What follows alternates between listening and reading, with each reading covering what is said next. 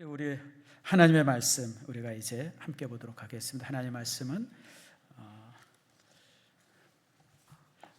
말라기서 1장 1절과 2절입니다.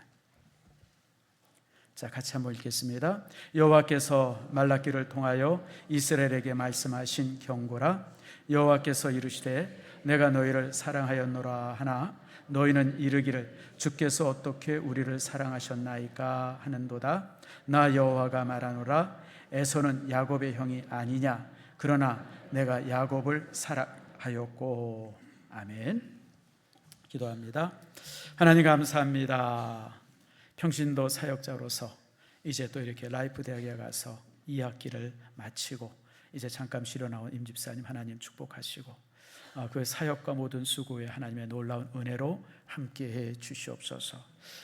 뿐만 아니라 또 이제 이렇게 톤도 지역에 우리 교회가 후원하고 도와서 개원한 유치원이 또 이렇게 불이 나서 이제 이렇게 홀라당 타버렸습니다. 병만 남아서 아직 예배실엔 들어가지 못하고 이제 어떻게 할 건가 기도 중에 있고 또 이제 사랑의 도움을 요청하고 있습니다. 아버지 하나님, 우리가 그들을 위해서 기도하게 하시고 사랑을 전할 수 있는 저희들 되게 해 주시옵소서. 뿐만 아니라 또 이제 파푸아에 이제 우리 김철구 선교사 이번 주 목요일 날 이제 헌당식에 참여합니다. 참 긴 길을 가야 하고 또 험한 길을 가야 하는데 하나님께서 건강을 붙들어 주시고 그곳에서 잘 감당할 수 있도록 복을 내려 주시오며 우리 교회가 후원하고 우리 교회가 물질을 보내서 베델교회가 세워지고 헌당하는 곳이오니 하나님께서 하늘의 복으로 저들을 채워 주시옵소서. 고마우신 아버지 하나님 감사합니다. 오늘 이 시간 말씀을 나눌 때 말씀이 우리 모두에게 은혜가 되게 하시고 말씀의 은혜 속에서 우리가 또 하나님 앞에 영광을 돌리는 저희들 되게 해 주시옵소서. 하나님의 말씀은 살았고 운동력이 있습니다. 그 능력의 말씀이 우리를 변화시키며 그 권세의 말씀이 우리를 새롭게 하는 은총 내리워 주시옵소서. 감사드리고 예수님의 이름으로 기도드립니다. 아멘. 자, 우리 교회 표를 한번 제창합시다. 샬롬 샬롬. 우리 옆 사람과 인사합니다. 축복합니다. 사랑합니다. 하나님의 은혜가 함께하기를 바랍니다. 여러분 추석 잘 보내셨죠? 제가 전주에 설교한 것처럼 반갑게 맞이하는 환대는 신앙인의 그게 표상입니다. 여러분들도 아마 느끼지만 우리가 어디 가서 새로운 사람을 만나거나 어떤 그 이제 이 새로운 사람을 이렇게 소개받을 때 표정을 이렇게 보면 이 사람이 예수 믿는 사람인가 아닌가 대략적으로 우리가 구분이 돼요. 저는 사실 그렇습니다. 저는 가서 누구를 만나거나 새로운 사람 보면 믿는 사람들은 표정이 다르고 또 이렇게 그 얼굴이라든지 몸에서 풍겨 나오는 그런 그 이제 이렇게 그게 좀 달라요. 그래서 이 사람은 믿는 사람이구나 안 믿는 사람이구나 구분이 되어지죠.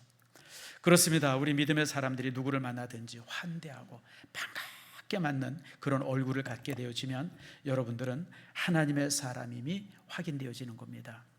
우리가 이렇게 명절이나 이럴 때 보면 또 어떤 사람에 대한 어떤 선입견이 있을 수 있어요. 또 과거의 기억 때문에 사람들을 꺼려할 수도 있습니다. 그러나 여러분 그런 거 다 뒤로 하고 그가 누구든지 간에 반갑게 미소로 맞이하는 여러분들 되어지기를 축복합니다.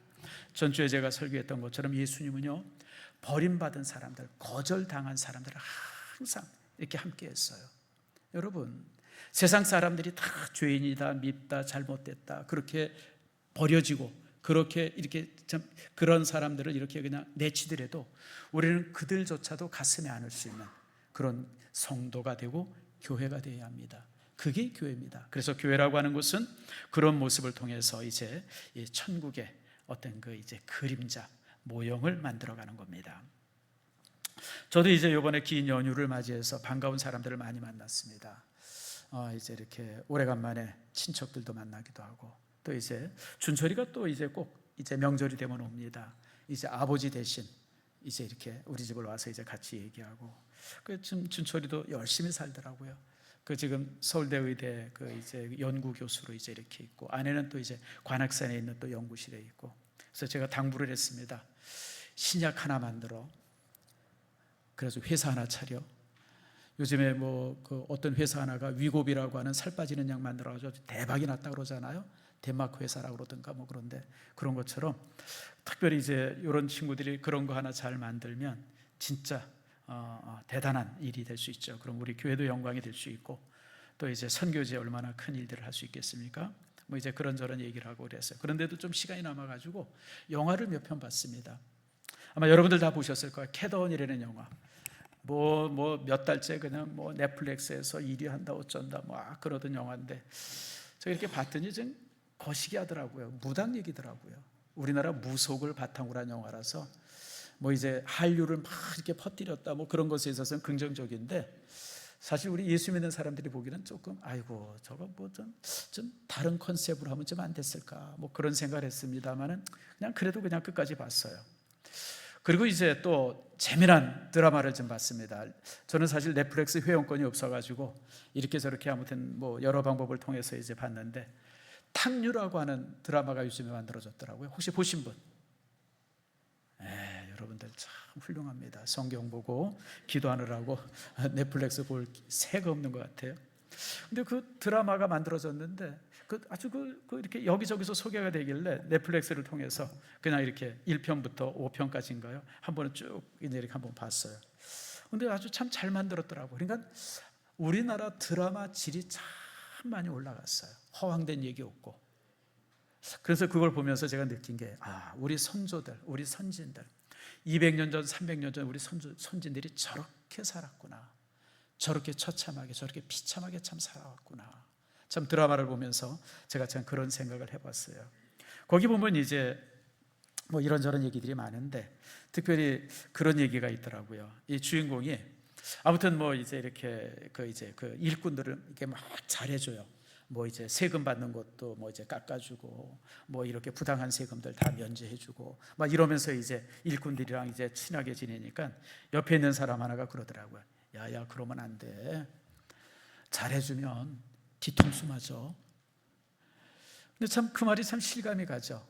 우리가 잘해주면 뭐 그런 일들이 많죠. 뭐 예를 들면 뭐 그런 속담도 있지 않습니까? 이렇게 이제 물에 빠진 사람 건져주니까 뭐 달라 그래요? 뭐 이제 보따리 달라 그럴 정도로 저도 이 교회 안에서 우리가 그런 사랑을 많이 베풀잖아요. 솔직히 뭐 노숙인들에게 또 이제 이렇게 구제, 그 다음에 선교지에 가서 이런저런. 근데 이제 우리가 이렇게 사랑을 많이 베풀다 보면 무슨 일이 생기냐면 처음에는 굉장히 고마워해요. 근데 조금 시간이 지나면 당연한 줄 알고 그리고 더 시간이 지나면 무슨 권리를 가진 것처럼 우리가 조금 안 해준다든지 늦게 해준다든지 못 해준다든지 그러면 뭐 막 항의하고 그래서 참 이게 사랑을 베푸는 게 참 쉽지 않구나. 그래서 이런 걸 베푸는데 이제 우리들끼리 하는 얘기가 있습니다. 호의를 베풀 때 여러분 잘 기억해야 돼요. 호의를 베풀 때 상대를 가려서 베풀어야 되고 그 다음에 기대를 조절하라. 기대라는 게 뭐예요? 한 번 베풀고 두 번 베풀면서 이게 그 사람이 당연한 것처럼 여기거나 또 권리라고 생각하지 않도록 그렇게 기대를 조절하면서 호의를 베풀어라. 그런 이야기가 있습니다. 그래서 여러분들 참 그런 게 좀 조심스러움이 있더라고요. 좀 서글픈 얘기죠. 그런데 여러분들 참 이런 부분들 참 우리가 참 생각할 부분들이 참 많이 있어요. 그래서 이제 우리가 그래서 제가 좀 그런 부분에 대해서 좀 불만이 있는 것들이 좀 있습니다. 요즘에 이제 우리나라가 노사분규가 좀 심하잖아요. 전 그걸 볼 때마다 항상 그런 생각을 해요. 어떤 회사가 만들어지고 내가 그 회사에 다녀요. 물론 내가 그 회사를 통해서 복지를 받고 잘 되어주고 이러면 참 좋죠. 근데 여러분 내가 그 회사가 있음으로써 내가 존재하잖아요. 그러니까 노조들이나 이런 사람들이 가져야 될 가장 첫 번째 자세는 뭐예요? 회사가 잘 되게 하는 거예요. 그렇잖아요, 여러분들. 회사가 잘 되면 그 잘된 회사를 통해서 내가 복지도 받고 급료도 좀 올려받고 뭔가 좀 이렇게 보너스도 받고 뭐 이런 모습이 되어야 되는데 물론 그런 노사들도 많죠. 뭐 대부분에 대한 그렇다고 생각해요. 그런데 어떤 이렇게 운동하는 사람들 보면 그냥 회사를 망해버리려고 회사를 그냥 뒤엎어버리려고 참 그래서 한국 사람들 보면 한국 사람 기질이 참 특이하다. 여러분 잘 기억해야 돼요. 최선이 안 되면 모래이죠? 최악이요?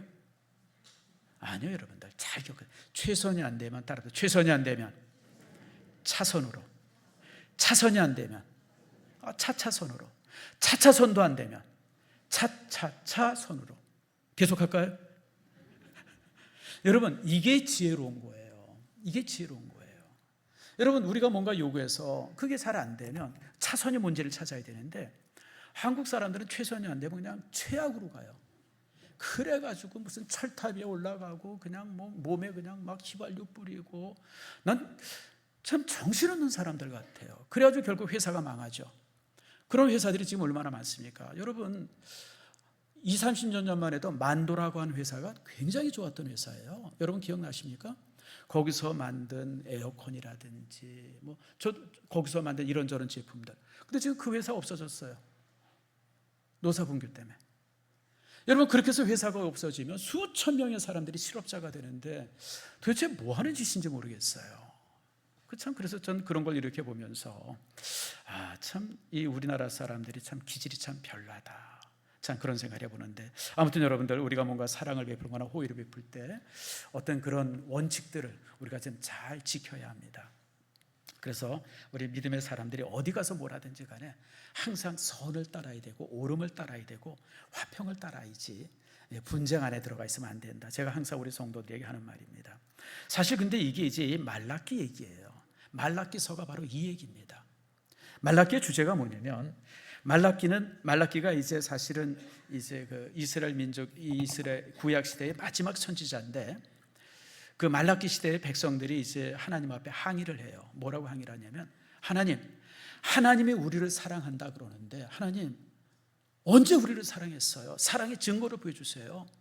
우리가 지금까지 살면서 하나님의 사랑 받아본 적이 별로 없어요. 항의하는 것이 사실 이제 이 말라기 내용입니다. 참 여러분, 이 내용이 참 우리가 생각할 때는 선뜻하죠. 여러분, 말라기는 구약 시대의 마지막 선지자입니다. 사실 그래서 말라기의 예언이 끝나고 나서 예수님이 오시기까지 약 400년 동안 하나님께서 침묵하십니다. 그래서 이 시대를 하나님의 침묵의 시대, 그 이제 어떤 역사적으로는 이제 신구약 중간사 시대라고 그러는데, 사실 이 시대는 그 당시 지중해 근처에서는 굉장히 격변의 시대였었어요. 그러니까 이 시대 때 누가 나오냐면 알렉산더 대왕이 나타납니다. 기원전 3세기죠. 그래서 이제 알렉산더 대왕이 나타나가지고 그 전체를 이렇게 통일하고, 그리고 이제 알렉산더 대왕이 죽고 나서 나라가 갈려지면서 또 이제 로마가 발흥합니다. 그래서 로마가 이제 전 또 지중해를 지배하고, 그러니까 굉장히 지중해 안에서는 그냥 엄청난 역사의 변곡점이, 그냥 엄청난 일들이 일어나는데, 문제는 뭐냐면 이 이스라엘 땅에서는 하나님께서 침묵하세요. 어떤 예언도 어떤 선지자도 등장하지 않습니다. 그러다가 2000년 전에 세례 요한이 나와서 이제 예수님의 오심을 전하고, 또 예수님이 오시면서 새로운 이제 계시가 이제 시작이 되어지는 그런 면에 있어서 이제 말라기서는 중요함이 있어요. 왜 하나님께서 이렇게 침묵하셨을까라고 하는 것을 우리가 이제 찾아봐야 될 필요가 있습니다. 원래 이스라엘 민족은 우리가 역사를 잘 아는 것처럼 바벨론에 의해서 멸망을 당합니다. 지금부터 2500년 전입니다. 바벨론의 임금이었었던 느부갓네살은 대단한 정복자였습니다. 그래서 이 알렉산더가 세계를 점령하려고 해서 나갈 때 알렉산더가 누구를 바라봤냐면 느부갓네살을 바라봅니다. 나도 느부갓네살처럼 저 모든 지역을 점령하겠다. 그러고 이제 나갔습니다. 이 정도로 느부갓네살은 대단한 사람이었습니다. 근데 여러분, 느부갓네살이 이게 대단한 사람인데, 느부갓네살 임금이 죽고 나서 이 그 후계자 때문에 싸움이 일어났어요. 아들들끼리 서로 죽이고 막 그냥 배신하고 뒤통수 치고 막 이러면서 나라가 혼란스러워졌어요. 그랬을 때 이제 그 페르시아, 지금 이제 이란 지역에서 한 나라가 이제 등장을 하는데, 그 나라가 뭐냐면 페르시아입니다. 유명한 나라죠. 뭐 2000년간 그 나라가 지금 존립하지 않았습니까? 그 페르시아가 이제 세워지면서 그 페르시아의 임금이었었던 고레스가 이제 이 바벨론을 침략을 합니다. 근데 여러분, 그렇게 대단했던 바벨론이 페르시아 침략 앞에 그냥 하루아침에 무너집니다. 그러니까 제대로 된 전쟁도 한번 해본 것도 없이, 활도 한번 제대로 쏴보고, 무슨 뭐 이렇게 군인들끼리 그냥 막 이렇게 전투 조우도 한 것도 없이, 그냥 이 그 페르시아의 군인들이 그 바벨론의 성에 딱 달아오니까 한 사람이 그냥 그 서로 이제 싸우다가 성질 나니까 어떻게 해요? 나 못 먹는 거 너도 먹지 말아라, 뭐 이런 식이 돼가지고 그냥 성문을 확 열어버려요. 그래가지고 페르시아 군인들이 그냥 물밀듯이 몰려와가지고 바벨론이 그냥 하루아침에 망해버려요. 그러니까 느부갓네살에 의해서 세워진 그 어마어마한 나라, 동쪽으로는 인도까지, 북쪽으로는 저 터키 전체, 남쪽으로는 애국까지, 그 엄청난 연토를 가졌던 나라가 하루아침에 멸망을 당하는 거예요. 참, 그래서 여러분들 이 역사를 이렇게 공부하다 보면 참 이런 교훈들이 참 많습니다. 나라는요, 외부의 침략으로 망하는 게 아니라 내부적 갈등으로 망합니다. 아무리 외적의 힘이 세도요, 내부 안에서 탄탄하면요, 여러분 나라는 망하지 않습니다. 근데 바벨론이라고 하는 나라가 서로 왕되겠다고 그냥 박이 터지도록 싸우고, 내가 못 먹는 건 너도 먹지 마, 너도 못 먹어, 그리고 그냥 성문을 열어버리는 바람에 그 위대한 나라가 하루아침에 멸망을 당한 거예요. 그래서 이제 바벨론이 멸망당하고 페르시아가 이제 졸지에 이제 그 지중해 패권자가 되어집니다. 그랬을 때 고레스라고 하는 사람이 칙령을 내립니다. 그 칙령의 내용이 뭐냐면, 우리는 바벨론과 다르다, 이게 주 내용이에요. 바벨론은, 그리고 또 느부갓네살이라고 하는 사람은 나라를 만들어가지고 주변의 나라를 그냥 막 침략하고 성을 불태우고 사람들을 그냥 막 수만 명 수천 명 그냥 다 포로로 붙잡아가서 노예를 쓰고 그냥 그런 짓거리를 했는데, 우리는 그런 짓 안 한다.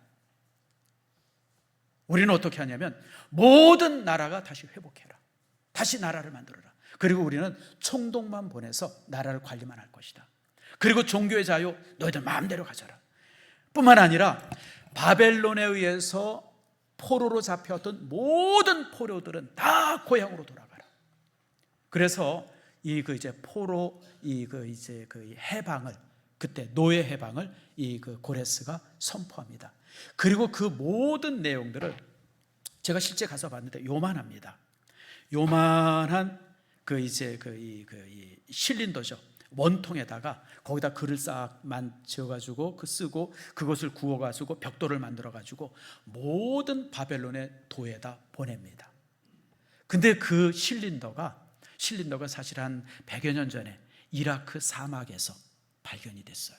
그래서 제가 가서 직접 봤습니다. 이렇게 생겼습니다. 한번 볼까요? 이게 이제 그 유명한 고레스 실린더입니다. 이게 제가 전에 한번 여러분한테 소개했는데, 이걸 그대로 복사본을 만들어가지고 지금 어디냐면 유엔 총회, 뉴욕에 있는 유엔 본부 있죠. 거기 이제 그 광장 안에 들어가는 입구에 요게 있다 그래. 왜냐하면 요게 최초의 노예 해방 문서기 때문에 그렇습니다. 저는 뭐 이제 이게 아키타이어나 이런 걸 제가 못하기 때문에 글은 못 읽어봤는데, 그 내용인즉슨 이런 겁니다. 모든 노예들은 다 고향으로 돌아가라. 그가 아무리 비싸도 아무리 뭐 많은 돈을 주고 사오도 그거 다 필요 없다. 다 고향으로 돌아가라. 고향으로 돌아가서 자기 나라 다시 세워라. 뭐 이런 내용들이 여기에 있어가지고, 요게 이제 그 유명한 고레스 실린더입니다. 그리고 그래서 이제 이스라엘 민족이 세 차례에 걸쳐서 이제 다 고향으로 돌아옵니다. 고향으로 돌아오면서 이제 특별히 이스라엘 민족에게는 특별한 것이 있었어요. 이제 에스라서에 있는 말씀인데, 자 한번 봅시다. 한번 같이 읽겠습니다. 시작. 바사왕 고레스는 말하노니, 하늘의 하나님 여호와께서 세상 모든 나라를 내게 주셨고 나에게 명령하사 유다 예루살렘에 성전을 건축하라 하셨나니. 여러분, 이스라엘 민족에게만 특별한 명령이 하나 더 주어져요. 하나님께서 꿈에 이제 이 고레스에게 이 명령을 하신 겁니다.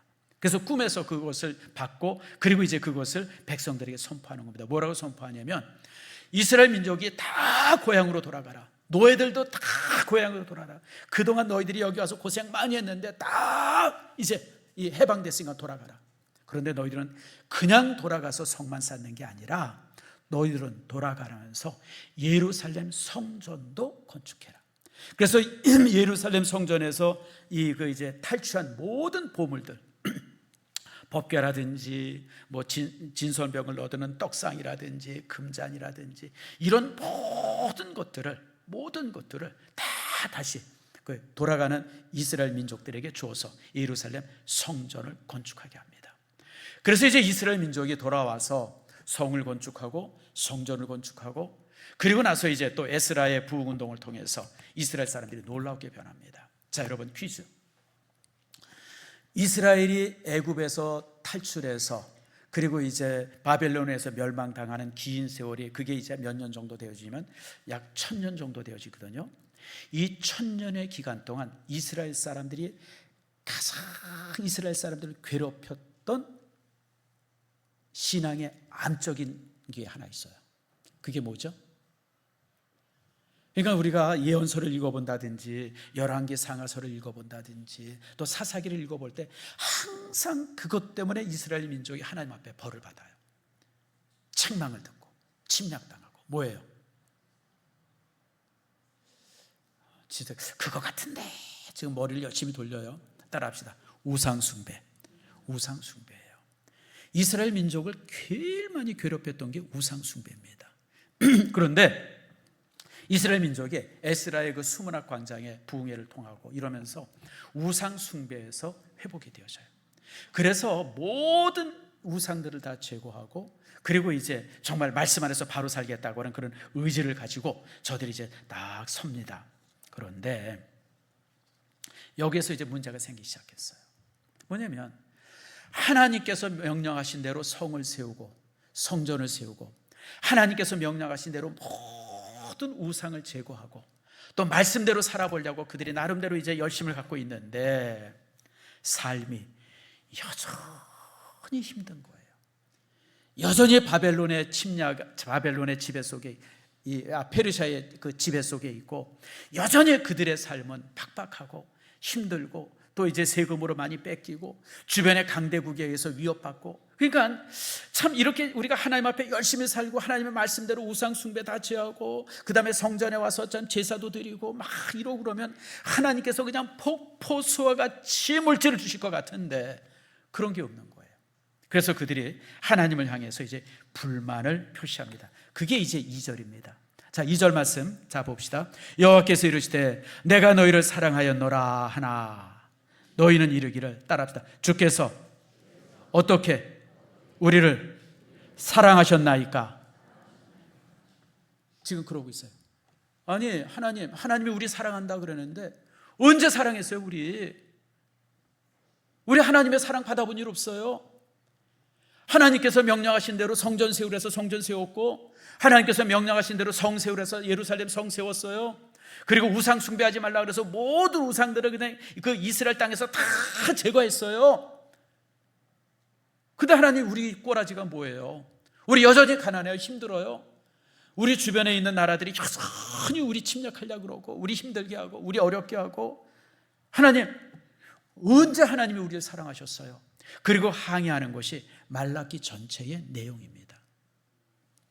자, 여러분, 우리가 종종 이 드라마나 이런 걸 통해서 이런 일을 보죠. 부모님들이 자식들 열심히 키워냈어요. 아무튼 뭐 이런지 저런지 돼서 이제 자식들 잘 키워가지고 이제 이 출가를 딱 시키려고 그러는데, 여러분 결혼시키려고 그러면 이런 거 저런 것도 많이 필요하잖아요. 뭐 이런 물질도 필요하고 뭐 또 이제 집도 얻어주고. 그러는데 아들놈이 탁 부모님한테 가서 아버지가 언제나 사랑했어요. 나한테 해준 게 뭐가 있어요? 이런 거 가끔 보죠, 드라마에. 딸년들도 종종 그래요. 언니한테는 잘해주고 왜 나한테는 이렇게 해줘요? 여러분, 그리고 드라마 통해서 보잖아요. 여러분, 자식을 낳아서 결혼시키기 전까지 키우는데 드는 비용이요, 자식 하나에 1억 5천에서 2억 든답니다. 그러니까 여러분, 자식 둘 있는 집, 우리처럼 자식 둘 있는 집, 얘네들 안 낳았으면 우리 집에 지금 얼마 있어요? 3억 있는 거예요. 3억 들여서 키운 거예요, 자식 둘을. 여러분 집이 다 그렇게 키운 거예요. 그런데 이놈의 자식들이 부모님들 나한테 해준 게 뭐가 있어요? 낳았으면 책임져야죠, 뭐 이러고 대든다 그러면 그 얼마나 그냥 열불이 나겠어요. 지금 사실 이 내용이 그 내용이에요. 하나님이 우리 사랑했다 그러는데 언제 사랑했어요? 난 하나님의 사랑 받아본 일이 없어요. 그래서 지금 하나님을 향해서 이렇게 대항하고 있는 것, 그것이 이제 사실 말라기서 1장 2절에 있는 말씀이고, 말라기서 전체 내용이 바로 이 내용입니다. 우리가 이 말씀 이렇게 읽어보니까 좀 뜨끔하죠. 우리도 종종 하나님 앞에 그렇게 기도할 때가 많았잖아요. 자, 그래서 오늘 이 시간에 하나님의 이 이스라엘 백성들이 왜 이렇게 하나님 앞에 항의하는지, 이 사람들이 왜 하나님의 사랑을 이렇게 오해하고 있는지, 이런 부분들을 여러분들과 함께 이제 나눕니다. 우리가 먼저 볼 것은 하나님의 사랑의 내용, 하나님의 사랑이 도대체 뭘까? 하나님의 어떤 사랑이, 하나님은 사랑한다 그러는데 하나님의 사랑이 무엇인가? 여러분, 하나님의 사랑은 크게 두 가지로 나눠집니다. 하나는 모든 인류를 향한 사랑이 있고요, 또 하나는 특별한 사랑, 자기가 사랑하는 자를 향한 사랑이 있어요. 자, 먼저는 이제 보편적 사랑부터 보죠. 마태복음 5장 45절에 이렇게 말씀합니다. 자, 한번 읽어봅시다. 시작. 하나님이 그 해를 악인과 선인에게 비추시며 비를 의로운 자와 불의한 자에게 내려주시나니. 여러분, 하나님의 사랑은 모든 인류에게 동일합니다. 하나님의 사랑은, 여러분, 선인이라고 해서 하나님께서 더 많은 먹고 주시고 악인이라고 해서 뺏어가고 그런 거 없어요. 여러분들, 햇빛은요 악하든지 선하든지 모든 사람들에게 다 동일하게 주세요. 비도 마찬가지고요, 바람도 마찬가지고요, 자연의 모든 것도 마찬가지예요. 우린 종종 예수 안 믿는 사람들, 그 다음에 우리를 힘들게 하는 사람들, 이런 사람들이 어려움을 당하면 고소해하는데 그러지 마세요. 여러분들, 그들도 모두가 하나님의 사람이에요. 제가 전에 여러분들한테 한번 얘기했던 기억이 나요. 25년 전에 제가 파푸아를 들어갔었어요. 김철구 선교사 파송하고 나서 한 3년 있다가 제가 직접 들어가 봤습니다. 지금은 파푸아가 굉장히 좋아졌어요. 막 옷도 있고. 그 당시 제가 들어갔을 때는 김철구 선교가 살고 있는 그 센탄이라고 하는 지역 안에 차가 2대밖에 없었어요. 차 한 대 있었고, 우리가 사준 김철구 선교사 차가 한 대 있었고, 그리고 이렇게 도로 포장은 다 안 돼 있고, 신호등은 하나도 없고, 저기 이제 센탄 그쪽 또 수도 쪽, 도시 쪽에 가면 거기는 좀 있었는데, 김철구 선교사 살던 지역은 말도 못하게 열악했어요. 공항에서 딱 내렸는데 남자가 하나 창을 들고 딱 서 있는데 정복을 입고 서 있어요. 정복. 우린 정복 입으면 뭐죠? 넥타이 매고 양복 입어야 되잖아요. 근데 파푸아 사람들은 남자의 정복은 다 벗고 거기에다가 요만한 대롱 하나 딱 껴서 허리에다 매면 그게 정복이에요. 근데 그런 사람을 딱 보니까 눈을 어디다 둬야 할지 모르겠어요. 이걸 도대체 어딜 쳐다봐야 되는지. 앞은 그래도 그나마 괜찮은데 뒤는 더 흉측해. 근데 여자들도 마찬가지예요. 다 벗고 풀로 된 치마만 하나 입고 있어요. 그리고 이제 한국이나 이런 데서 이제 옷을 보내줘. 그 사람들이 옷을 좀 입는데, 근데 이제 그 사람들이 처음 옷을 입어보는 거죠. 그러니까 이게 옷을 어떻게 입는지도 잘 모르고, 그게 이제 25년 전, 30년 전 그 파푸아의 그 모습이었었어요. 근데 제가 그때 굉장히 충격이었던 것은, 아니, 하나님이 이 사람들도 사랑하나? 솔직하게 얘기해서 이 사람들이 사람 맞나? 정말 그런 생각이 들었었어요. 근데 이게요, 제 생각뿐 아니라 이게 400년 전, 500년 전에 유럽인들이 이 아프리카라든지 특별히 아메리카라든지 이런 데 가서 인디언 봤을 때도 똑같은 생각을 했었어요. 여러분, 전에 한번 제가 얘기했던 미션이라고 하는 영화 있어요. 그게 거의 실화입니다. 그게 이제 400년 전 포르투갈 사람들이 브라질이라든지 아르헨티나 그곳에 전도하던 얘기인데, 거기 보면 스페인 군인들이 인디오를 딱 세워놓고 교황청에서 이렇게 온 추기관한테 얘기하잖아요. 배야, 이제 전화 이러면서 그 붙이는 이름이 있더라고. 그러면서 인디오를 하나 세워놓고, 얘가 사람이에요, 동물이에요? 얘가요, 생긴 건 사람이지만 실제 동물이에요. 그러면서 그 인디오를 소개하는 장면이 있어요. 근데 그게 실제 400년 전에 실화였었어요. 그러니까 거기 가서 그 인디안들 그 뭐 이렇게 그냥 야만인으로 사는 그 모습 보니까 사람이라는 생각이 전혀 안 드는 거예요. 근데 솔직하게 저도 이 그 파푸아 처음 들어가서 저도 느낌이 그랬어요. 그래서 나중에 굉장히 하나님 앞에 많이 회개했어요. 여러분, 우리 같이 멀쩡하게 생긴 사람이든지 아니면 그 밀림에서 정말 동물이나 거의 진비 없이 살아가는 사람이든지 하나님께서는 똑같이 사랑하세요. 항상 알아. 우리가 좀 이렇게 세련됐다고 해서 많이 배웠다고 해서 좀 가졌다고 해서 하나님께서 우리를 좀 더 많이 사랑할 거고 그들은 그냥 그냥 이제 거지 버렁이처럼 생각하고 그냥 막 아니에요, 여러분들. 하나님께서 바라볼 때는 나에 대한 영혼의 가치나 그 파푸아에 정말 배우지 못한 사람들, 원신처럼 살아가는 그 사람의 영혼의 가치나 하나님 앞에는 다 동일해요. 하나님은 모두를 똑같이 사랑하세요. 오늘 마태복음 5장 45절의 말씀이 그런 말씀입니다. 그러므로 하나님께서는 피부색과 상관없이, 배운 것과 상관없이, 가진 것과 상관없이, 그가 어느 나라에 살든지 상관없이, 그가 어떤 종교를 가졌든지도 상관없이 하나님께서는 모두를 사랑하세요. 그래서 우리가 전도하는 거예요. 그래서 우리가 파푸아에 이렇게 선교사를 보내고 파송하고 그래서 그러는 것이죠. 여러분, 솔직하게 톤도 지역에 가서 이렇게 보면 이 톤도 지역 이제 쓰레기 마을 가서 들어보면 아니 어떻게 그런 곳에서 사람이 사는지 이해가 돼. 냄새가 얼마나 나는지 그냥 냄새가 코를 찔러요. 아무튼 근데 그런 곳에 살아가고 있어요. 근데 여러분, 그런 곳에 사는 사람의 영혼의 가치나 지금 나의 영혼의 가치나 하나님 앞에서는 똑같아요, 여러분들. 어떻게 생각하면 그들이 더 순수하다고 하나님께서 그들을 더 사랑하는지도 몰라요. 여러분, 그러므로 하나님은 이처럼 모두를 사랑한다라고 하는 사실 여러분 잊지 않기를 축복합니다. 그런데 그뿐 아니죠. 여러분, 하나님께서는 사람만 이렇게 사랑하시는 게 아니라 시편 145편 9절에는 이렇게 말씀하십니다. 자, 우리는 같이 한번 읽어봅시다. 시작. 여호와께서는 모든 것을 선대하시며 지으신 모든 것에 긍휼을 베푸시나이다. 아멘. 하나님은요 모든 것을 선대하세요. 모든 것을 선대하신 하나님께서 여러분 사람만 사랑하는 게 아니라 사람에게만 긍휼을 갖게 하는 게 아니라 동물들도 똑같이 사랑하세요. 여러분, 이런 풀들, 나무들, 생명이 있는 모든 것은 하나님의 사랑이 깃들어 있어요. 그래서 여러분들이 정말 우리 그 믿음의 사람들이요, 살아있는 생물들, 동물들, 가축들 이런 것들 함부로 하지 마세요. 하나님의 마음을 가지고 항상 그 모든 것들을 사랑으로 바라보는 축복이 여러분 속에 있기를 축원합니다. 이처럼 하나님께서는 모든 것을 선대하세요. 그런데 이스라엘 백성들의 문제가 뭐냐면 하나님, 우리만 사랑해 주세요.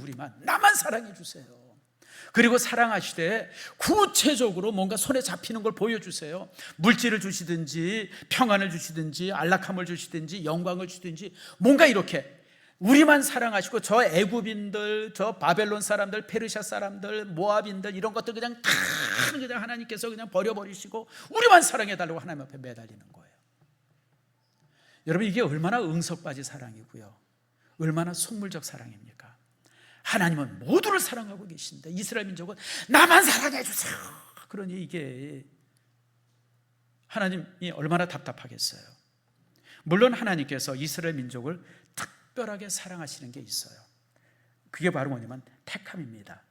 그래서 여러분 2절에 이렇게 말합니다. 2절 말씀 보세요. 2절 후반절이 이렇게 말하죠.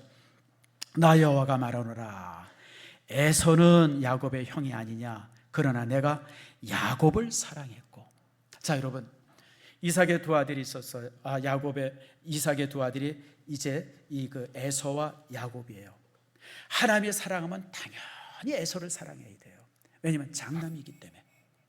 언제나 성경은 장남에게 우선권을 줍니다. 근데 하나님께서 에서를 사랑하는 게 아니라 야곱, 둘째를 사랑했어요. 내가 너희들을 택했고 내가 너희들을 더 사랑한다라고 이제 하나님이 말씀하고 있는 겁니다. 여러분, 사실 이것이 이제 선택이고요, 이것이 이제 선민입니다. 하나님께서 이스라엘 민족을 이렇게 택하셨어요. 그런데 이스라엘 사람들은 자신들이 이렇게 하나님 앞에 택함을 받은 것이 자신이 무슨 크게 대단한 힘이나 능력이나 어떤 그 뭐 이렇게 보이지 않는 그런 어떤 것이 있다라고 이제 스스로 생각을 하고 있었어요. 그런데 하나님께서 아니야, 그런 거 없어. 에서가 형이 있지 않냐. 에서가 선택을 받으면 당연히 에서가 받아야 되는데 내가 너희들을 선택한 거야. 자, 여기서 중요한 말씀이 있어요. 신명기 7장 7절입니다. 자, 우리 한번 같이 읽어볼까요? 신명기 7장 7절 말씀 시작. 여호와께서 너희를 기뻐하시고 너희를 택하시면 너희가 다른 민족보다 수요가 많기 때문이 아니라 너희를 사랑하심으로 말미암니라. 무슨 말인지 아시죠? 여러분, 하나님께서 이스라엘 민족을 택하고 선민으로 삼아준 것은 그들이 특별하고 잘나서가 아니에요. 수요가 많기 때문도 아니고 무슨 뛰어남도 아니에요. 여러분, 솔직하게 아브라함 봅시다. 아브라함의 아버지가 뭐 하던 사람이냐면 우상 만들던 사람. 하나님이 제일 싫어하는 게 우상 섬기는 건데 우상 만들던 사람이 아브라함의 아버지가. 그러니까 아브라함도 뭐 했겠어요? 우상 만들고 있었겠죠. 그리고 여러분, 아브라함의 출신이 수메르인이에요. 수메르는 바벨론에서 멸망당한 나라입니다. 그래서 이 수메르 사람들은 다 북쪽으로 다 이제 유랑을 떠나고, 근데 아브라함은 어떻게 유랑 떠나지 않고 그냥 혼자 남아 있었어요. 그랬을 때 하나님께서 아브라함에게 뭐라 그러니까? 떠나라라고 말하죠. 그래서 아브라함은 북쪽으로 간 게 아니라 서쪽으로 갔어요. 그게 이제 가나안 땅입니다. 그 다음에 아브라함의 후손들 보세요. 아브라함의 후손 이삭, 야곱 다 뭐예요? 땅 한 평도 없는 유랑민들입니다. 목자들이에요. 목동들. 그래서 여기저기 다니면서 이렇게 양치들. 여러분, 유대인들을 다른 말로 말하면 히브리인이라고 합니다. 히브리. 근데 이 히브리라는 말은요, 성경을 가만히 찾아보면 재미있는 게 있어요. 유대인들은 자기가 자신을 가리킬 때 히브리라는 말을 전혀 쓰지 않습니다. 이방인들이, 다른 나라 사람들이 유대인들을 가리킬 때 저 히브리들 그렇게. 왜냐하면 이 히브리라는 말은 이 욕입니다. 욕. 우리나라로 말하면, 우리가 얘기하면 일본 사람들 우리가 뭐라고 그러죠? 뭐라고 그러죠? 일본 사람들은 우리 보고 뭐라 그래요? 또 뭐라고 욕하죠? 바로 그거예요, 여러분들. 왜냐하면 이 히브리라고 하는 말의 뜻이 뭐냐면 도둑놈이라는 뜻입니다. 도둑놈. 이 강도, 도둑, 방랑자, 뭐 이런 뜻이에요. 그러니까 히브리라고 하는 족은 그냥 떼져다니면서 여기저기서 물건 훔쳐오는 사람들을 그 당시 히브리라고 불렀어요. 히브리. 그게 이스라엘 민족의 이름이 됩니다. 그러니까 이스라엘 민족은 이렇게 이 사람들로부터 이렇게 이 멸시당하고 사람들이 싫어하고 막 그러던 종족이었었어요. 심지어는 여러분, 그들이 애굽에 가서 사는데 애굽에서 뭐였었죠? 노예로 살았어요. 노예로. 그러니까 하나님께서 이스라엘 백성들을 택한 것은 그들이 잘나고 뛰어나고 무슨 그런 거 전혀 아니에요. 너무 불쌍해서, 너무 안 돼가지고, 그래서 하나님께서 그들을 선택한 겁니다. 근데 이스라엘 민족은 그렇게 생각하지 않았어요. 자신들을 선택받은 것이 자기들이 무슨 뛰어나고 잘나고 옳아서 그런 이 하나님의 택함을 받았다고 하는 그런 생각을 그들이 갖고 있었습니다. 그래서 하나님께서 그들에게 이런 말씀을 주시죠. 창세기 12장 2절과 3절 유명한 말씀이죠. 자, 한번 같이 읽읍시다. 시작. 내가 너로 큰 민족을 이루고 너를 축복하는 자에게 복을 내리고 너를 저주하는 자에게 저주하리니 땅의 모든 족속이 너로 말미암아 복을 얻을 것이라. 이게 아브라함의 복이에요. 여러분, 저는 여러분 모두가 아브라함의 복을 갖기를 축복합니다. 보잘것없는 아브라함을 택해서 하나님께서 약속을 합니다. 이제 너는 정말 보잘것없는 망한 나라의 유민인데 내가 너를 큰 민족이 되게 하고 너를 축복해서 내가 너에게 복을 내릴게. 그런데 진짜 복이 뭐냐면 너로 인해서 모든 사람이 복받게 될 것이다. 이것을 위해서 하나님께서 이스라엘 백성들을 이제 이렇게 이제 만드신 겁니다. 이게 하나님께서 아브라함을 택한 목적이죠. 그리고 출애굽기 19장 5절과 6절 말씀은 더 중요한 말씀을 합니다. 자, 같이 읽어봅시다. 시작. 너희가 내 말을 듣고 내 언약을 지키면 너희는 내게 대하여 제사장 나라가 되며 거룩한 백성이 되리라. 여러분, 하나님께서 이스라엘 민족을 택한 이유는 딴 게 아니에요. 제사장 국가가 되게 하라는 거예요. 제사장 국가가 뭡니까? 하나님이 계시고 땅에 멸망받을 백성들이 있어요. 제사장 국가는 그 중간에 서서 하나님의 뜻 계시를 이 사람들에게 알려주고 또 이 사람들을 이끌어서 하나님께로 데려오게 하고, 이게 제사장의 사명이에요. 여러분이 누구를 전도하죠, 누구에게 복음을 전하죠, 그 순간 여러분은 왕 같은 제사장이 되는 사람이에요. 하나님께 그 사람을 데려오기 때문에. 그래서 유대인들의 사명은 따라합시다, 중보적 민족. 그게 따라 중보적 민족, 중보적인 사람이에요. 하나님께서 그들을 그냥 세계에서 제일 뛰어난 민족이 되게 해가지고 그냥 사람들에게 빛가비척하고 그런 게 아니에요. 여러분들, 너는 중보적 민족이 되라. 거룩한 백성이 되어지어서 사람들에게 하나님의 살아계심을 보여주고, 그리고 그들을 하나님께 이끌고 그들에게 또 하나님의 말씀을 전달해주는 그런 역할들을 반당하려는 거예요. 그래서 여러분, 이스라엘 민족이 선미된 것은 따라합시다, 특권이 아니라 사명이다. 여러분 잘 기억하세요. 우리가 하나님으로부터 택함을 받은 것은 특권이 아니라 사명이에요. 사명으로 우리가 하나님 앞에 택함을 받은 거지. 여러분, 그렇습니다. 그래서 갈라디아서 3장 14절에 아주 유명한 말씀을 주십니다.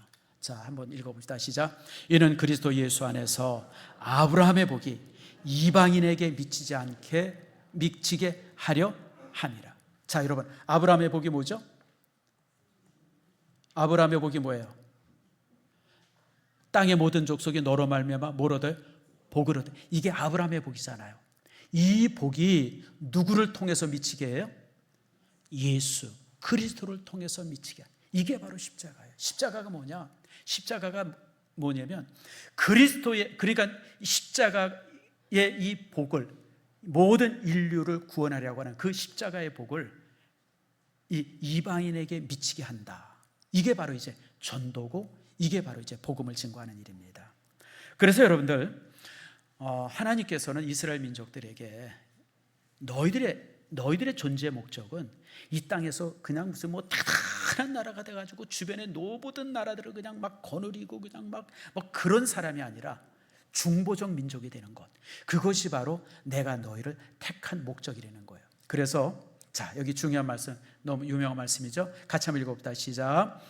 하나님의 세상을 이처럼 사랑하사 독생자를 주셨으니 이는 그를 믿는 자마다 멸망하지 않고 영생을 얻게 하려 하심이라. 하나님이 그 아들을 세상에 보내신 것은 세상이 심판하려 하심이 아니요 그로 말미암아 세상이 구원을 받게 하려 하심이라. 야, 여러분, 하나님이 누구를 세상을, 하나님께서는 이 땅에 있는 모든 사람들이 구원받기를 원하세요. 한 사람도 빠짐없이, 저 아프리카에 있는 이렇게 사람들, 그리고 저 파푸아에 살고 있는 그냥 정말 원신처럼 사는 사람들, 그리고 저 무슬림들, 저 불교인들, 수없이 많은 사람들이 다 구원받기를 원하세요. 그게 하나님의 사랑이에요. 근데 그 사랑을 전달케 하려고 하나님께서 유대인들을 택하셨고, 그 사랑을 이루기 위해서 이 땅에 누구를 보내주셨어요? 예수 그리스도를 보내주신 거예요. 그래서 예수님이 이 땅에 오셔서 그 복음을 전하고 또 이제 예수님이 이 땅에 오신 그 일들을 이루게 하는 것, 그것이 바로 이제 우리가 해야 할 일들이죠. 자, 이제 말씀을 맺습니다. 여러분, 하나님의 선택, 하나님의 사랑은요, 독점적 사랑이 아니에요. 유대인들만 위한 그런 어떤 그들만 이기적인 그런 사랑이 아니라, 여러분, 모든 인류를 사랑하는 그 사랑의 목적으로 하나님께서 이스라엘 민족을 택한 겁니다. 근데 이스라엘 민족은 전혀 그렇게 생각하지 않았어요. 자신들이 특별하다고 생각한 거예요. 자기들이 잘났다고 생각한 거예요. 자기들만이 아주 그냥 잘 돼야 된다고 생각한 거예요. 그러니까 하나님 앞에 지금 하는 얘기가 바로 그거예요. 하나님, 우리가 하나님한테 사랑받은 게 뭐가 있어요? 이 얼마나 하나님이 보실 때 참 이 말도 안 되겠습니까? 그래서 이 부분을 우리가 이제 다음에 여러분 한 번 더 설교할 기회가 있을 때, 그럼 이스라엘 민족이 왜 이렇게 오해하는지 이런 부분들을 좀 더 자세하게 설명하도록 하겠습니다. 말씀을 맺습니다. 여러분, 우리를 향한 하나님의 사랑은 항상 동일합니다. 그러나 우리가 신앙이 냉랭할 때가 있어요. 하나님을 느끼지 못하고 하나님을 경험하지 못할 때, 다시 말하면 차디찬 영혼이 되어졌을 때 우리가 하나님의 사랑을 못 느끼는 겁니다. 그럴 때 이런 식으로 이제 하나님을 향해서 반항하고 하나님을 향해서 원망하고 이런 모습이 되어지는 것이죠. 여러분, 우리가 하나님의 사랑이 회복되어지는 축복이 여러분 모두 속에 있기를 축원합니다.